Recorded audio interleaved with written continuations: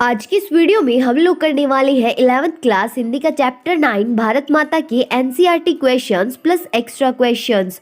इस चैप्टर के जो राइटर है वो है जवाहरलाल नेहरू। तो चलिए वीडियो शुरू करते हैं। क्वेश्चन नंबर फर्स्ट है, भारत की चर्चा नेहरू जी कब और किससे करते थे?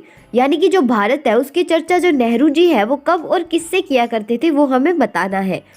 उत्तर है, भारत की चर्चा नेहरू जी देश के कोने कोने में आयोजित जलसों में जाकर करते थे।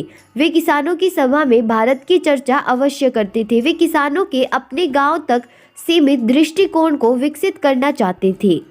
यानी कि जो नेहरू जी है वो जलसों में जाके चर्चा किया करते थे, यानी कि जहाँ पे भी कोई आंदोलन होता तो वहाँ पे जाके भारत देश की चर्चा किया करते थे।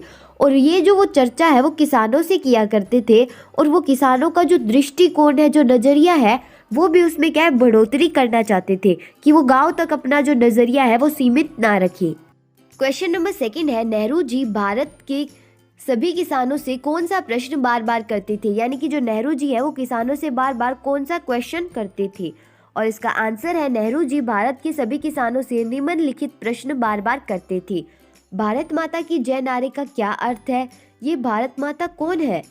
वह धरती कौन सी है जिसे वे भारत माता कहते हैं? गांव की, जिले की, सूबे की या पूरे हिंदुस्तान की?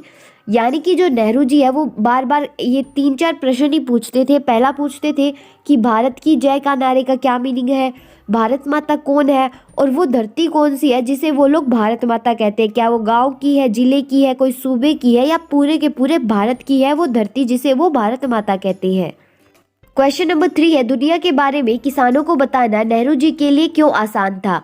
तो इसका आंसर देखते हैं। दुनिया के बारे में किसानों को बताना नेहरू जी के लिए आसान था क्योंकि वे भारत के पुराणों और महाकाव्यों को पढ़कर भारत के नगरों से परिचित थे। यानी कि जो पंडित जवाहरलाल नेहरू है उन्होंने क्या है पुराणों और महाकाव्यों में जो भारत के नगर है, जो गांव है, उनके बारे में पढ़ा हुआ है।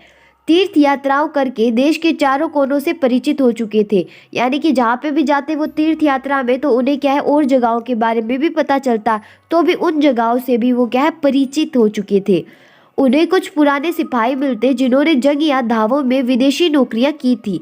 यानी कि वो जहाँ भी जाते तो उन्हें कई बार क्या है कोई सिपाही मिल जाते जिन्होंने क्या है बाहर देशों के अंदर जो नौकरियां करी थी।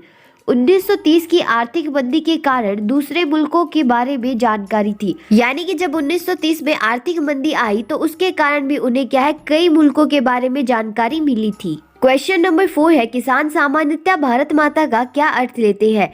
यानी कि आमतौर पर किसान भारत माता का क्या अर्थ मानते हैं? और इसका आंसर है, किसान सामान्यतः भारत माता का अर्थ समझते थे भारत माता की धरती। यानी कि जो किसान है वो आमतौर पर मानते थे कि भारत माता का अर्थ है कि जो भारत की सारी धरती है वही भारत माता है। क्वेश्चन नंबर 5 है, भारत माता के प्रति नेहरू जी की क्या अवधारणा थी? यानी कि भारत माता के प्रति नेहरू जी की क्या सोच थी? और इसका आंसर है, भारत माता के प्रति नेहरू जी की यह अवधारणा थी, भारत की नदियाँ, पहाड़, जंगल, खेत, सारी धरती और इस पर रहने वाले करोड़ों लोग सब भारत माता के अंग हैं। इन सब के योग का नाम ही भारत माता है।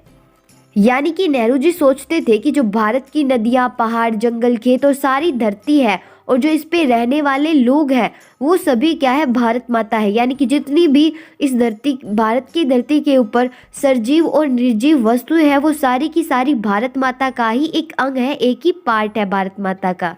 क्वेश्चन नंबर 6 है, आज़ादी के पूर्व किसानों को किन समस्याओं का सामना करना पड़ता था? यानी कि आज़ादी से पहले किसानों को किन समस्याओं का सामना करना पड़ता था वो हमें बताना है। तो इसका आंसर है, आज़ादी के पूर्व किसानों को निम्नलिखित समस्याओं का सामना करना पड़ता था। गरीबी और कर्जदारी। यानी कि जो किसानों की आम समस्या थी वो थी गरीबी और कर्जदारी, यानी कि लोगों से उन्होंने क्या है कर्ज लिया हुआ था। दूसरा है पूंजीपतियों, जमींदारों तथा महाजनों द्वारा ज्यादा कर्ज लेने की और लूटने की समस्या। यानी कि जितने भी अमीर लोग हैं, जमींदार है, वो सब क्या है उनसे ज्यादा कर्ज लेते थे। ज्यादा कर्ज लेंगे तो ऑटोमेटिकली किसान तो लूट ही जाएगा। पुलिस के अत्याचार। यानी कि जो पुलिस थी वो किसानों को कुछ भी समाधान नहीं करती थी, सिर्फ अंग्रेजी शासन के ऊपर ही चलती थी। और जो किसान है उनसे लगान की समस्या भी थी, यानी कि उनसे क्या है टैक्सेस भी लिए जाते थे। क्वेश्चन नंबर 7 है, आज़ादी से पहले भारत निर्माण को लेकर नेहरू के क्या सपने थे? क्या आज़ादी के बाद वे साकार हुए? चर्चा कीजिए। यानी कि नेहरू जी के सपने क्या थे आज़ादी से पहले और आज़ादी के बाद क्या वो सपने पूरे हुए, वो हमें बताना है। तो इसका आंसर है आज़ादी से पहले भारत निर्माण को लेकर नेहरू के सपने निम्नलिखित थे। देश की गरीबी दूर करना, यानी कि उनका पहला सपना था कि देश के सारे लोगों की क्या है, गरीबी दूर हो जाए। दूसरा है किसानों की समस्याओं का अंत करना। अभी जो हमने पीछे पढ़ा कि कितनी सारी किसानों की समस्या थी, वो उन सभी को खत्म करना चाहते थे। तीसरा है देश के औद्योगिक क्रांति लाना, यानी कि देश के अंदर इकोनॉमिक रेवोल्यूशन लाना।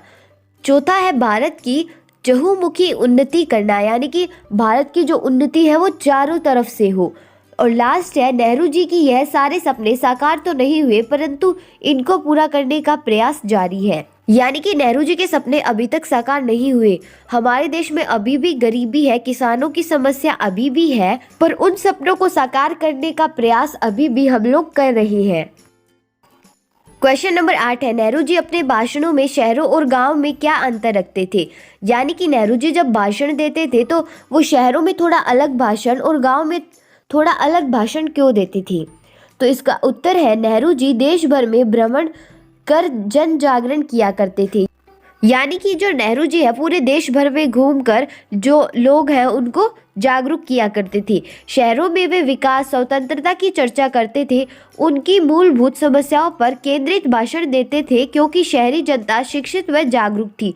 यानी कि शहरों के अंदर तो वो विकास स्वतंत्रता की चर्चा किया करते थे और उनकी जो समस्या है उन पर भी भाषण दिया करते थे, क्योंकि जो शहर की जनता है वो शिक्षित और जागरूक थी। गांव में लोग अशिक्षित थे, उनकी समस्या अलग होती थी। यानी कि गांव के अंदर लोग पढ़े लिखे नहीं थे, इसीलिए इनकी समस्याएं क्या थोड़ी अलग हुआ करती थी। इसीलिए वे वहां देश की चर्चा करके उनका ज्ञान बढ़ाना चाहते थे। इसीलिए वे देश के बारे में उन्हें क्या बताते रहते थे कि कहाँ पे क्या चल रहा है। वे सबको बताते कि यह देश भिन्न जातियों, वर्गों, समूहों का होते हुए भी एक है, इसे हमें स्वतंत्र कराना है। यानी कि वे लोगों को बताते कि ये लोग अलग अलग धर्म जातियों में है, लेकिन फिर भी एक है और इसे हमें क्या स्वतंत्र कराना है। क्वेश्चन नंबर 9 है भारत की एकता को पाठ में किस आधार पर सिद्ध किया गया है? स्पष्ट कीजिए। यानी कि भारत में जो एकता दिखाई जाती है वो पाठ में किस आधार पर सिद्ध किया गया है, वो हमें बताना है।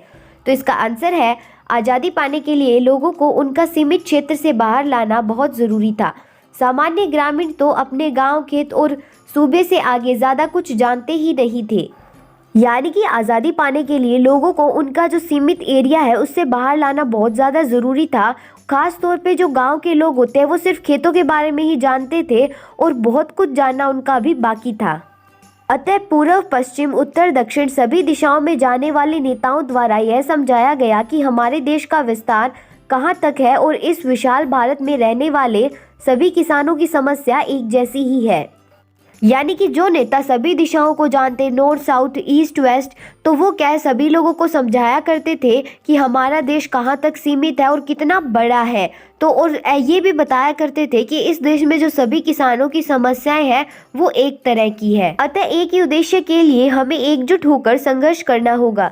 इस प्रकार देश की अखंडता को समझाया गया। इस एक देश के लिए हमें सभी को मिलकर स्वराज के लिए संघर्ष करना है, क्योंकि यही सबके हित में है। लास्ट में बताया गया है कि हमें सबको क्या है एकजुट होकर ही संघर्ष करना होगा। इस प्रकार से जो देश की अखंडता है उसको समझाया गया और इस देश के लिए हम सभी को एक साथ मिलकर संघर्ष करना होगा, क्योंकि यही सबके हित में है।